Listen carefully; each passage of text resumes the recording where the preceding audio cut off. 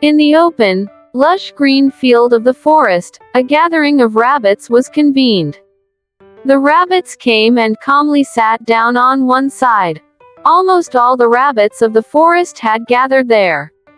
Then, the rabbit chief, Dim Dim, stood up and began his speech like this: "Respected brothers and sisters, today I have called you to discuss a very urgent matter. I am grateful that you all have gathered in large numbers, considering the importance of my words." Upon hearing this, all the rabbits cheered for Chief Dim Dim, and their cheers echoed throughout the forest. Then Chief Dim Dim continued his speech. "Yes, my brothers, the problem we have gathered to solve has been created by the King Lion's deputy minister, the Jackal.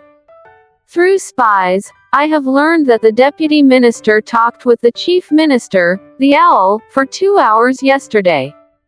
In this conversation, the Jackal suggested that the lion should start eating us rabbits.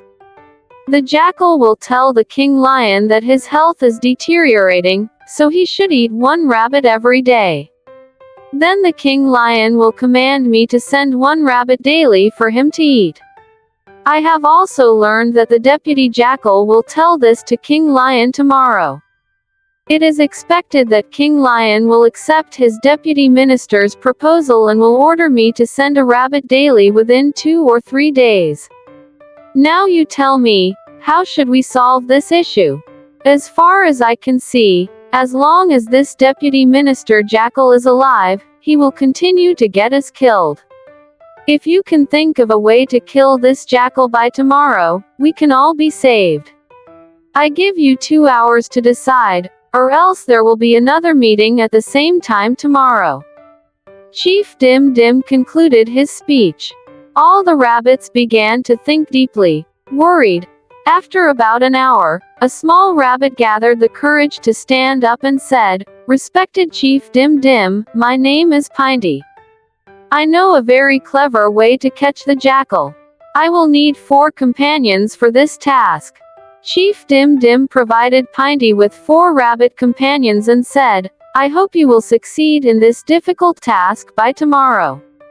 Now all you brothers and sisters may leave." Jai Hind. All the rabbits went back to their homes. Pindy explained the plan to his 4 companions and told them to come to a certain tree the next day at the appointed time. Then he also went home.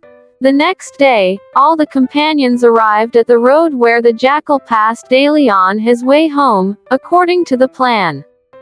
Pindy selected a tree along this road and broke a thin branch from it, tying it tightly to the tree trunk. Now the branch was completely attached to the trunk. Then Pindy climbed onto one of the rabbits' backs and tied a long rope to the upper end of the branch. Now the branch was positioned in such a way that if the rope was pulled, the branch would bend like a large pincer, creating a gap between the tree and the branch.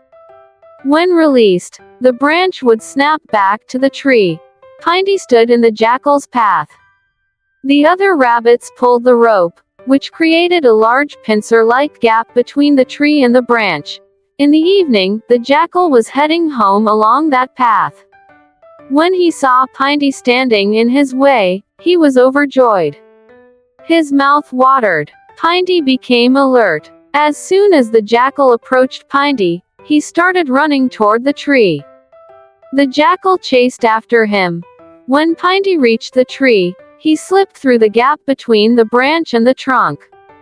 When the Jackal tried to pass through, the 4 rabbit companions immediately released the rope.